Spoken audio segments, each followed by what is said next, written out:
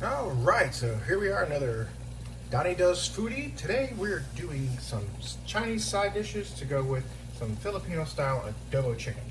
All right, so here's what we got. We got this nice little thing right here. We're gonna mix this up with some watercress. It's some seasoned tofu. Now with watercress, I find that you gotta wash it really well, but then when you put it in, make sure that you hold the stems up like this, so that when you boil it, they'll cook first, and then your leaves won't get all wilted, and everything be cooked reasonably. Takes a couple of minutes. So let's set that timer. And while we're doing that, I'm going to grab the second one, which is some nice Napa cabbage. See? Take those. I'm going to be over here on camera, and I'm going to be washing them and slicing them and dicing them. Now, as you can see, that stuff boils down pretty quickly. And what you want to do is when you get it, you want to make sure it's nice and tender and pull it out. Then you want to mix in just about a tablespoon of these. Now, this is a Chinese tablespoon. It's called what we use mostly around the house. So you're like, where do I get those? Chinese grocery store or an Asian grocery store. But you can still use an American one. Looks like that. So let's have a look at the adobo chicken that I cooked in an Instapot.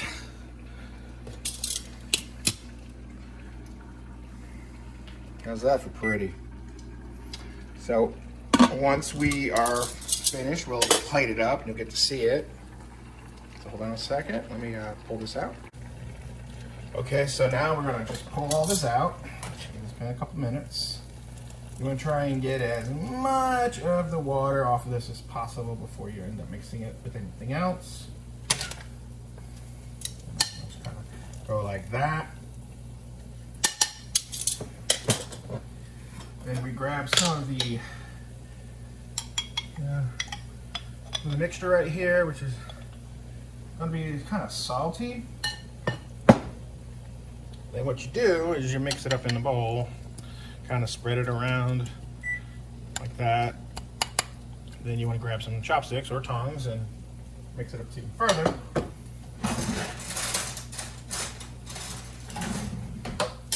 Oh, that one went flying.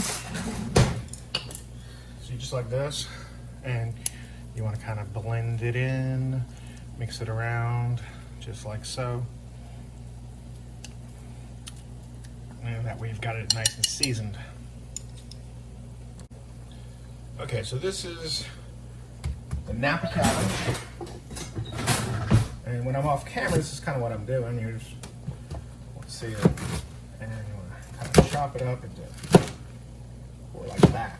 It's kind of the size you want to get. Roughly that. About the size of a quarter. Then you just want to throw it in there for a second. And I'm going to grab the other one.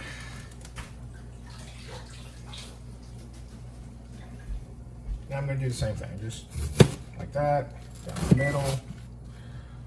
You can turn it on this side as well, down there as well. And just chop, chop, chop, chop. I'm using the little ones here. These are great for ramen. These are great for soups. I just want to get it up in there and then boil it for a couple more minutes. Okay, so I'm going to season this about 3 different ways. I'm just going to put plain soy sauce on one of them. I'm then going to take this right here. This is like gochujang would be the best way to describe it, but it's the Chinese version. And it's fermented soybean in a slightly spicy paste. My wife doesn't particularly care for spicy, so I got to be careful.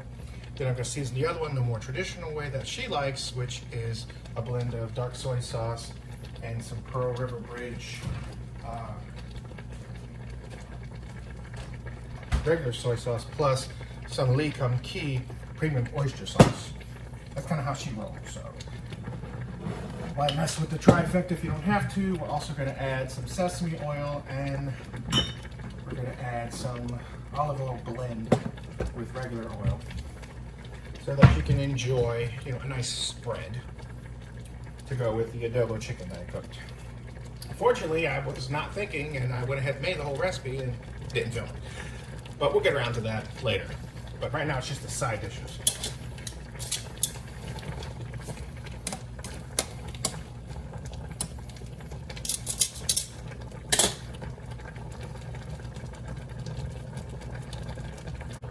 All right, side dish one. Here we go, pull this out. Put that there like that. Okay, try to get as much of that water out of there as possible. Grab the spoon, grab the gochujang, add them together, kind of mix it up, stir it up, grind it. You know, that's one down.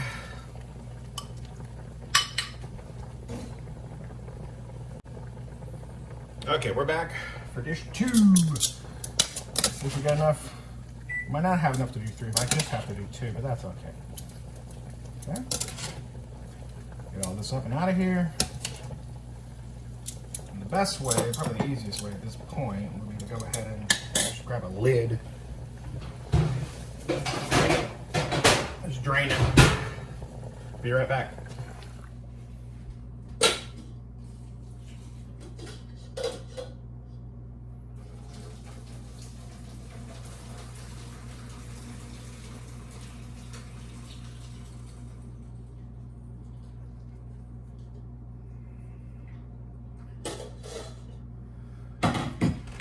All right, there you go. That's what's left. Turn off the eye.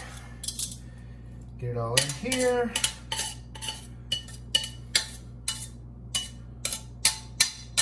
Okay. Put that piece up there too.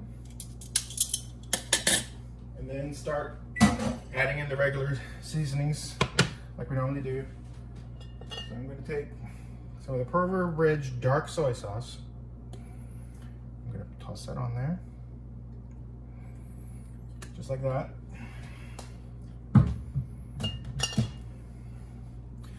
Then I'm going to take a little bit of the blend of olive oil and regular oil, followed by some sesame oil. And then the Lee Kung Kee oyster sauce that she likes so much. And that's roughly it. I mean, I just eyeball this, been doing it for so many years.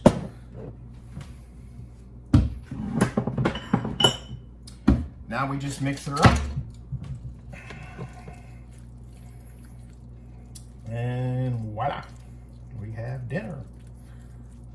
Hold on just a moment. I'm going to plate up some of the adobo chicken so you can see what it looks like, but there you go.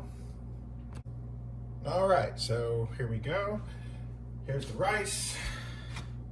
I'm just going to plate up this adobo chicken for you to see. Now, my wife eats a lot of rice. I eat some, but she really out-eats me. I'm not even sure if this portion that's left is going to be enough for her, but we shall see.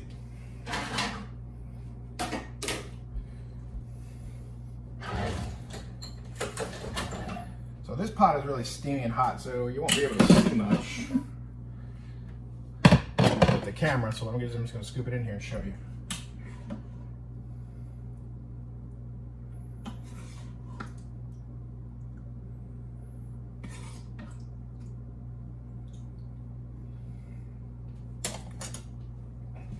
Okay, look right there. That's adobo chicken, Filipino style.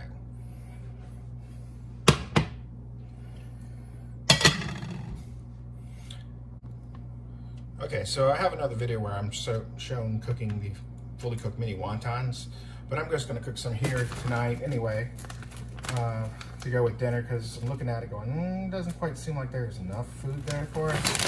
So you can see there's tons of these in here. So what I want you to do is just put it in there while it's boiling. That should be playing for about 3 to 5 minutes. Let's set the timer.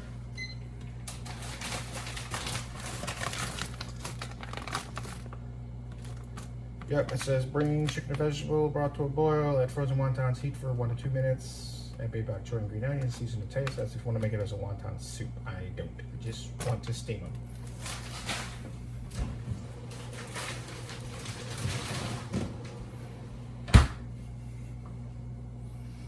now what you do is you got to make sure that you stir these rascals, or they will stick to the bottom of the pan. You got to grab a nice, wooden spoon or so.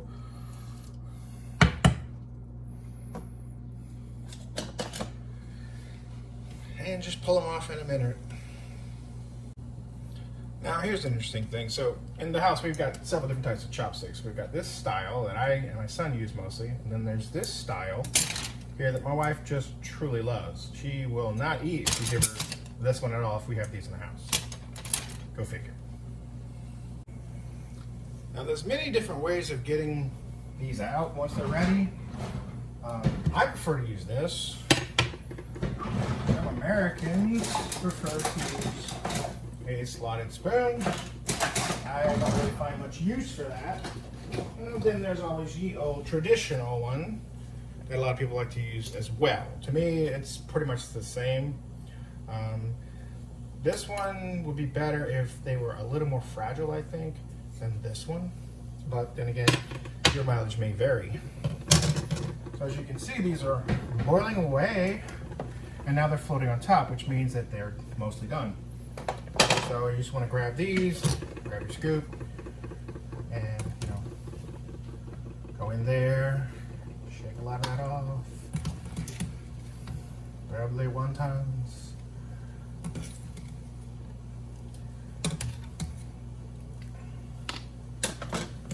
and here you go, wontons ready to go.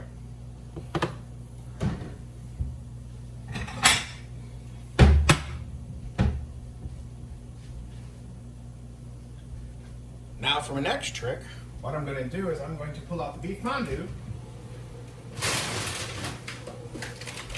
and throw this in the boiling water. Here's the beef mandu. They're beef bulgogi mandu. These are extra large dumplings filled with Korean style bulgogi flavor.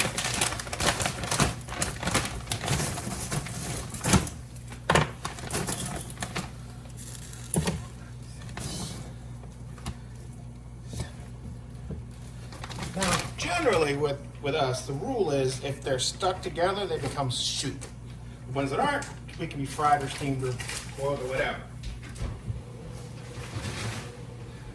So it's kind of easy to figure out, what you're going to do with what.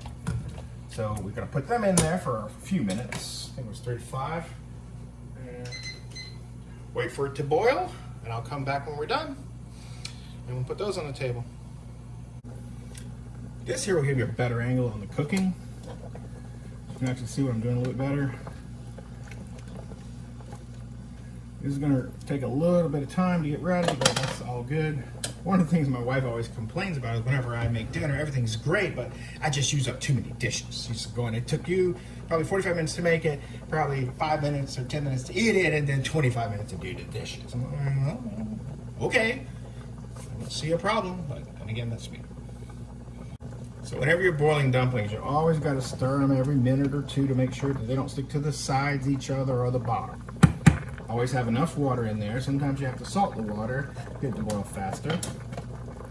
There's all different ways of doing your noodles. It depends on the thickness of the noodle, the style of the noodle, what type, how much the filling is, how large or small they are, as to how well they're cooked. So you get a feel for it. You read the instructions, but sometimes it might say 5 minutes when it really needed 7. So you got to figure it out. Each one's different. Each batch can be different as well.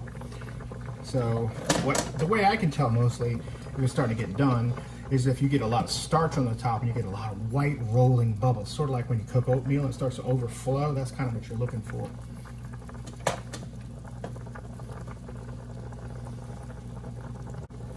Now, one of the more fun things growing up in a multicultural environment was that you end up with taste for different types of cuisines, if you will. I had Korean neighbors and they introduced me to kimchi. My wife is from Hong Kong, but she actually likes the taste of kimchi. So here we go. This is kimchi right here, sliced Napa cabbage. We're gonna put that to the side right there. When we got together, I introduced my wife to a lot of different things. She had never really tasted much else besides Chinese cooking. Occasionally she would be traveling and there would be like no Chinese cooking available, but quasi-Japanese, which was basically a knockoff of Chinese food. So she would eat that. But then when she met me, I'm like, oh, let's try Thai. Let's go Korean, let's try all this other stuff. And she wasn't too thrilled about when I took her to a Japanese restaurant one night. And she was a little bit, you know, miffed. And I could tell that the way she's, you know, gritting through her teeth that she didn't want to be there. And I'm going, wait a second, they have sukiyaki. Now, she'd always been talking about Chinese hot pot for years. So I take her there, and she's like, oh, they've got hot pot? Yeah, they got hot pot. Well, if they've got hot pot. And so she was sold at that point forward. All right, so now we're going to go in here. We're going to grab the dumplings, you know, and see that one's just about coming out of the skin because, you know, it was frozen next to the other ones. And that happens, which is one of the reasons why it's in the soup. All right, there we go. Put that to the side. That's what they look like. And here goes your timer. See, it's all about the timer. Then I'm just gonna make some soup out of the render. So here's a neat trick. So I've got a bunch of this, you know, water that I've been using for all of the vegetables. I'm just gonna take a regular old Myra-chan ramen beef flavor. That's what my wife likes. Take that. I'm just gonna dress it up a little bit. Okay. We're gonna put in just a pinch of some of the cilantro. Now, what you want to do is you want to get the part that's got the stalks in it, and you want to pinch it right away because that's what activates the flavor. And then you want to grab some of these and stir up just a little bit.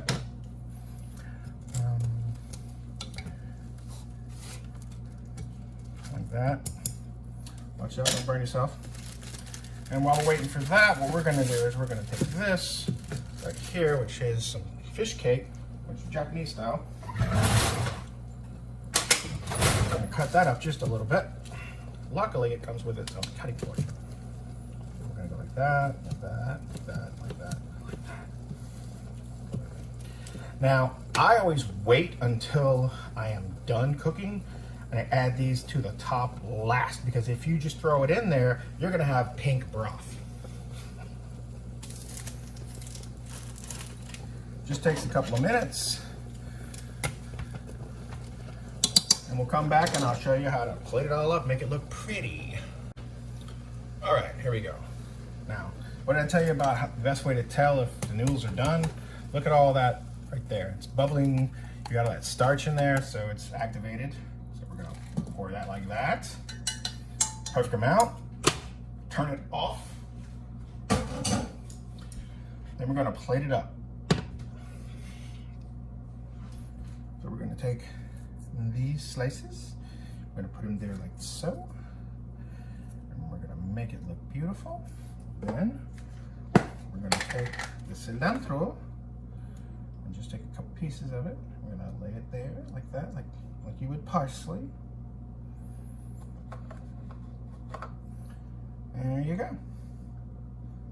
And now you've got a wonderful hopped up plate of or bowl of ramen. So you took a regular ramen and you just kicked it up a notch. Look how pretty that is.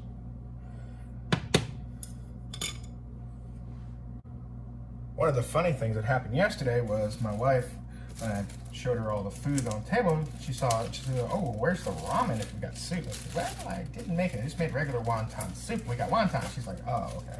She seemed a little disappointed. So tonight, when she comes home, she's going to have ramen to go with it. Yay. All right. So now that we've got everything on the table, we just got to wait for my wife to get home. I'm going to heat up some hot water for her so that she can have a nice cup of tea when she gets home. Aren't I a good husband? So this is the spread. We're just waiting for the wifey poo to get home, and then we will partake. Okay, so here's one of my wife's number one complaints is that when I cook, I leave a pile of dishes. Well, yes, I do. I wash them all. And we're gonna have more dishes when we do all that over there. So what I do is I make sure that this is all empty before she gets home. And we also have a fresh pineapple for dessert, so I've gotta cut that up too. Yep, and here's dinner. It's looking very beautiful.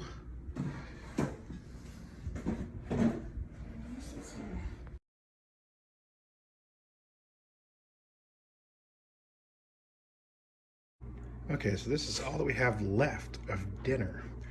My wife brought home a cake, so we'll have that for dessert instead of the pineapple. Just go get a slice of the pineapple. But as you can see, I mean, just between the two of us, we were able to polish off a lot of food.